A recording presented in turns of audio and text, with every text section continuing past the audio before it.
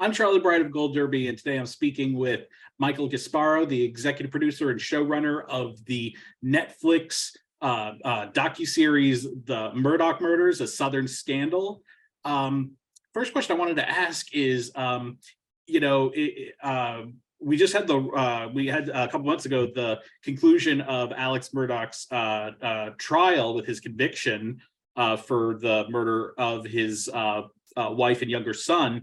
Is it possible that we'll get another season of this series, of this show, considering that the trial that's taken place since the program was released? Well, I think you probably have to ask Netflix that question. There's so much to the story, and we had to pick a certain way in. It probably could have been more than 3 episodes, but I think that right now is the sweet spot for getting projects out and making them digestible for a wide audience. So, we shall see. It's the way that you see people talking about the Murdoch family in this documentary. It feels like, the way that people might talk about the mob or something like that. And what I'm curious about is, was there anything that was revealed during Murdoch's trial, the one that just concluded, that surprised you about him or his family that you did not know about from the filming of this documentary? I don't know that the trial, I think we started this in 2021, this summer. We started following the story. That's when it was breaking real time. And when we started to dig into it and decided we wanted to do it, we had an exec actually that we had done a project at Amazon with called Lula Rich. And she actually, Lindsay, moved over to Netflix and said, "Are you following the story?" And I said, "Yeah, I'm following it." It was actually before the fake roadside shooting that happened in the fall. This was after the murders. And she said, "Can you get access?" We really just dug into the story, and we kind of understood this 100-year family legacy. So it wasn't really that. I think it was, just watching how Alec, because I think in real time, you're seeing people come around to the fact that he actually could have done this, I think, including his family members. I think that was the most interesting and probably shocking thing about the trial for us watching it. Were there any aspects of the Murdoch, because I was saying earlier, like, you see the way they talk about them and the influence they have, it feels like the mafia. Were there any aspects of the Murdoch family influence that you weren't able to include in the final cut of the series, but that you found very fascinating? I mean, there's so many things. There's the alleged drug smuggling. There's a book about it. There's many different places we could have gone with this that it would probably be difficult really to follow. So you had to pick one certain story and sort of stay with that, because there are many different layers to this. I mean, they were started out in bootlegging. They're intertwined in the courts, law enforcement. It's super complex. So the mafia aspect, I don't know that there is, I guess you could look at it that way, in that I think Alec did a lot of favors for people, and he expected people to do favors for him at some point. So I think there's that relation to being a mafia, but yeah, it's different. It's the South. It's a whole different thing down there. And it's also because everything's elected down there, so even the judges are elected. So you have a feeling that that's got to play some of play a part with the influence there. Sure. One of the things I was curious about is, was it difficult to get people to be interviewed on camera for this because for fear of possible retribution or anything? Or has the Murdoch, or since the arrest, has the Murdoch influence kind of waned in recent years?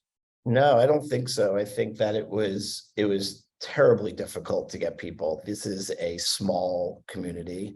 A lot of people are actually related in some way down the line to each other. It's, Hampton, South Carolina is very small. There's, areas around that. They call it the Low Country, but there, we had a really hard time talking to people. They were scared. And I think that people are still, there are people that are aligned still with Alec and the Murdochs, and there's people that aren't. And I think that there's so many people that he did do things for that, I think that they still are just like, they're kind of aligned. So it was really difficult to get people to talk to us. There's also multiple documentaries and making stuff. So it was very competitive. And it was an ongoing story, which is also really difficult. You're not taking a story from the past and telling it today. You're now in a pool with Dateline in 2020, and HBO in this. So not only are people scared to talk, you have other people trying to talk to people too. I'm curious, what went into the idea of framing it, especially because the way that it's framed, you start with Paul and really have the focus on him, and then sort of get into the others. And really, it felt like a lot of the stuff with Alec didn't come up until really that final episode. What went into the framing of that and how that was framed? I think it was for us always because there are so many tentacles to this story. If you're following the story, you understand that there's just so many different things that's happening. We felt like the pool crash, the boat crash was the beginning of the end for Alec Murdoch. And the boat crash is what opened up the story to all these different things. So you have the boat crash that now puts all this pressure on Alec, and you start to hear about all these other stories. You hear about Gloria Satterfield, who has a trip and fall and dies 6 years earlier. Stephen Smith, a young man, is killed on the side of the road. All these things start to happen, but without Mallory Beach and this boat crash, the light doesn't shine on this. So that's where we want to go. We want to go in through these kids and tell the story about something that's relatable to, I think, a lot of people is, kids make mistakes. And this was something that's relatable. I mean, people, I'm sure many people can relate to somebody dying in a drinking and driving thing or something in a boat. And we felt like this was really relatable, and we wanted to hear the story through the kids and then bring it, go wide with it and bring in Alec and the family and all those connections.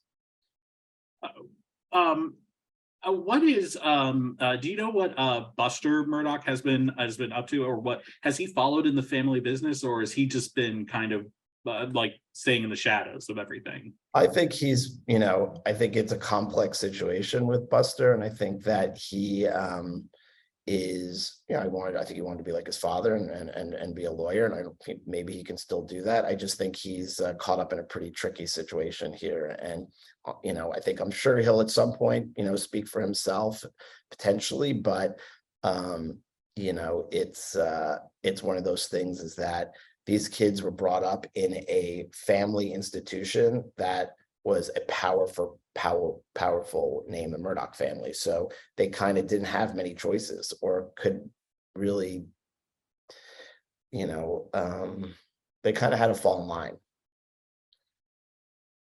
And just one other thing I'm curious about, have you ever come across any other highly influential family that has had this much chilling effects on people's lives as the Murdochs did? Me personally, never, but I'm sure that there are powerful families in different towns across America and worldwide, but this was for a filmmaker and making something. Yeah, this was the first one, and it was. I think that's why it was so fascinating to so many people. It was just, even the trial itself was, was similar to the OJ trial, where people were just tuning in. It's like those things don't happen often, but being the South, being that they were lawyers, it's a fascinating topic. But no, I think this was this family particularly it's the first time I've come across anything like this. Well, Michael, thank you so much for joining us. We wish you all the best, and we look forward to seeing you on our roundtable in just a little bit. Great. Thank you for having me.